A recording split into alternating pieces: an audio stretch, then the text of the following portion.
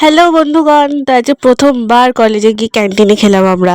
মানে কলেজে তো এমনি গিয়েছিলাম, ক্লাস টাস হলো, তারপরে ভাবলাম যে একটু খিদে ফিদে পেয়েছে আর অনেকটা বেলাও হয়ে গেছিলো, টিফিন নিয়ে যাইনি। তো কি করবো, ক্যান্টিনে চলে গেলাম আমরা একটু চাউমিন খেতে। ফার্স্ট টাইম চাউমিনটা মোটামুটি অ্যাভারেজ ছিল, দাম অনুযায়ী ঠিকঠাক ছিল। তারপর আমরা খেলাম, খেয়ে তারপর ভাবলাম যে কি আর করবো, একটু ঘাটেই চলে যাই।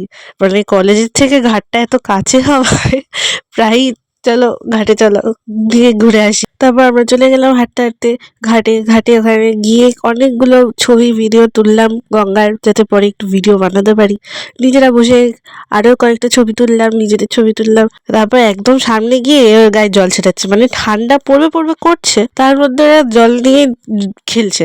আমি বারণ করছি, আবার আমার গায়েও ছিটিয়ে দিয়েছে, মানে কি বলবো এদের। তারপরে ঘাটে দাঁড়িয়ে একটু ইয়ার্কি মারতে মারতে আমরা চলে বেরিয়ে গেলাম ওখান থেকে।